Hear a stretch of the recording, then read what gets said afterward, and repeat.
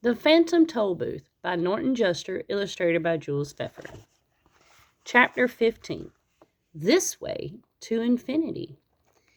Into the cavern rushed 8 of the strongest miners carrying an immense cauldron which bubbled and sizzled and sent great clouds of savory steam spiraling slowly to the ceiling. A sweet yet pungent aroma hung in the air and drifted easily from one anxious nose to the other. Stopping only long enough to make several mouths water and few stomachs growl, Milo, Tock, and the humbug watched eagerly as the rest of the workers put down their tools and gathered around the big pot to help themselves. "Perhaps you'd care for something to eat," said the math magician, offering each of them a heaping bowl. "Yes, sir," said Milo, who was beside himself with hunger. "Thank you," added Tock. The humbug made no reply, for he was already too busy eating, and in a moment the 3 of them had finished absolutely everything they'd been given. "Please have another portion," said the math magician, filling their bowls once more, and as quickly as they'd finished the first one, the second was empty too.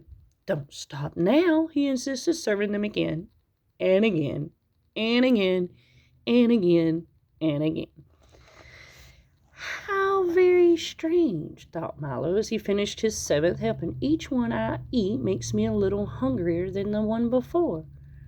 "Do have some more," suggested the math magician, and they continued to eat just as fast as he filled the plates. After Milo had eaten 9 portions, Tock 11, and the humbug, without once stopping to look up, 23, the math magician blew his whistle for a second time, and immediately the pot was removed, and the miners returned to work. "Ugh," gasped the bug, suddenly realizing that he was 23 times hungrier than when he started. "I think I'm starving."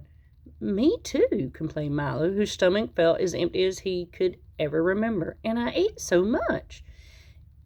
"Yes, it was delicious, wasn't it?" agreed the pleased dodecahedron, wiping the gravy from several of his mouths. "It's the specialty of the kingdom, subtraction stew." "I have more of an appetite than when I began," said Tot, leaning weakly against one of the larger rocks. "Certainly," replied the math magician. "What did you expect? The more you eat, the hungrier you get. Everyone knows that." "They do?"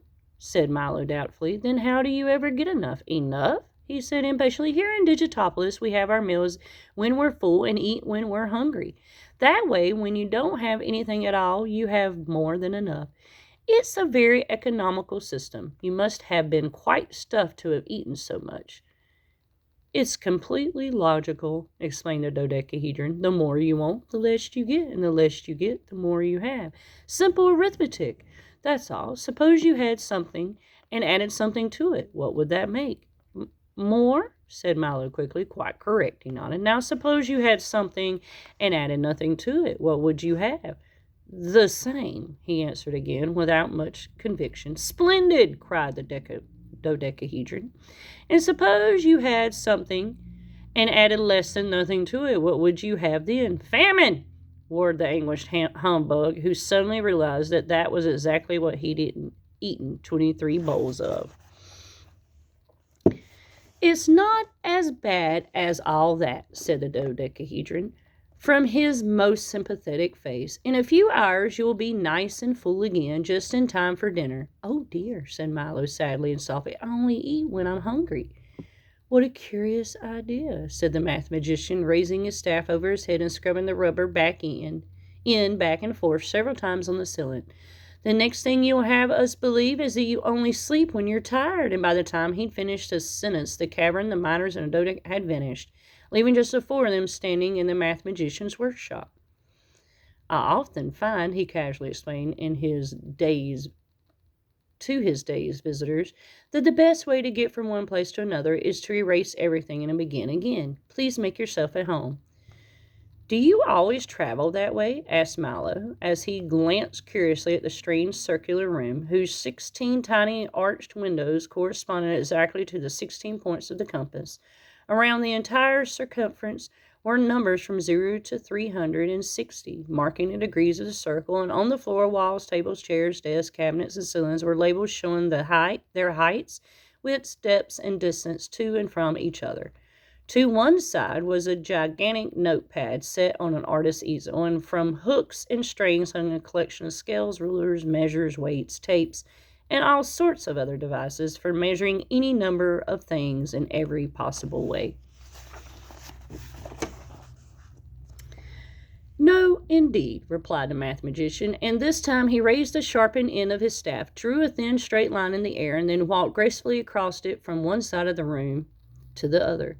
"Most of the time I take the shortest distance between any 2 points, and of course when I should be in several places at once," he remarked, writing 7 times 1 equals 7 carefully on the notepad, "I simply multiply."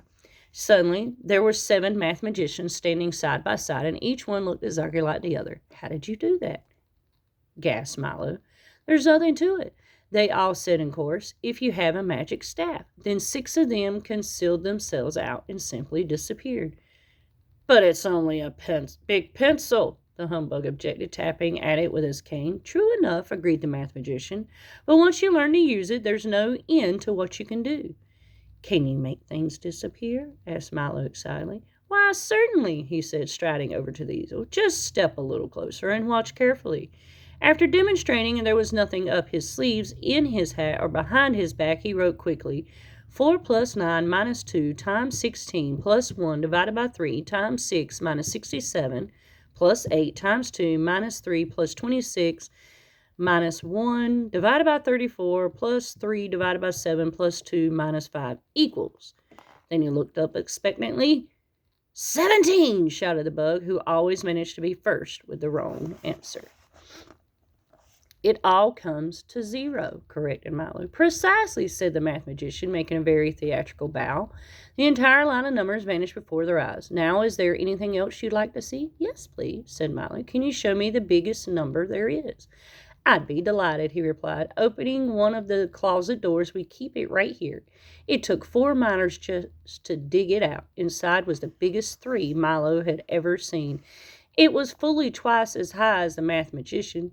"No, that's not what I meant," objected Milo. "Can you show me the longest number there is?" "Surely," said the math magician. "Open another door. Here it is. It took 3 carts to carry it here." Inside this closet was the longest 8 imaginable.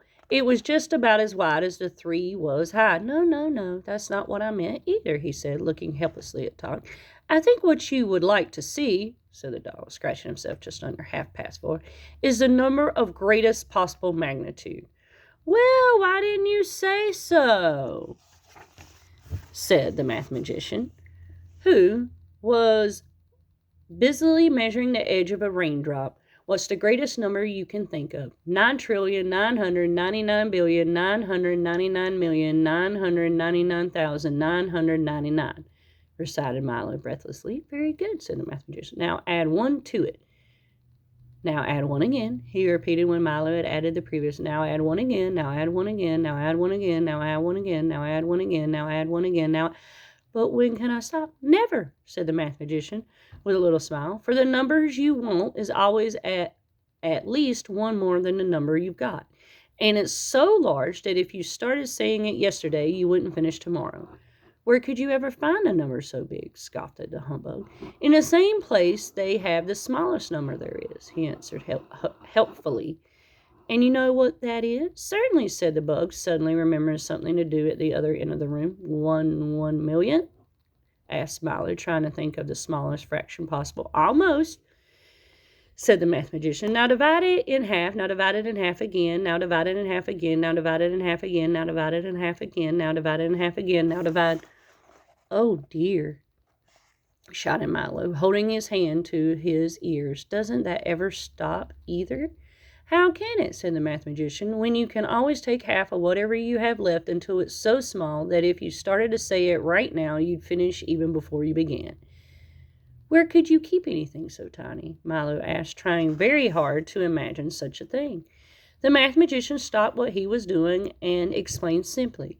"Why, in a box that's so small you can't see it. And that's kept in a drawer that's so small you can't see it, in a dresser that's so small you can't see it, in a house that's so small you can't see it, on a street that's so small you can't see it, in a city that's so small you can't see it, which is part of a country that's so small you can't see it, in a world that's so small you can't see it." Then he sat down, fanned himself with a handkerchief, and continued, "Then, of course, we keep the whole thing in another box that's so small you can't see it, and if you follow me, I'll show you where to find it." They walked to one of the small windows, and there, tied to the sill, was one end of a line that stretched along the ground into the distance until completely out of sight. "Just follow that line forever," said the math magician, "and when you reach the end, turn left. There you'll find the land of infinity, where the tallest, the shortest, the biggest, the smallest, and the most, and the least of everything are kept." "I really don't have that much time," said Milo anxiously. "Isn't there a quicker way?" "Well, you might try this flight of stairs," he suggested, opening another door and pointing up. "It goes there, too." Milo bounded across the room and started up the stairs 2 at a time. "Wait for me, please," he shouted to Talk and the Humbug. "I'll be gone just a few minutes." If you like what you heard, don't forget to click like and subscribe. Thanks for listening.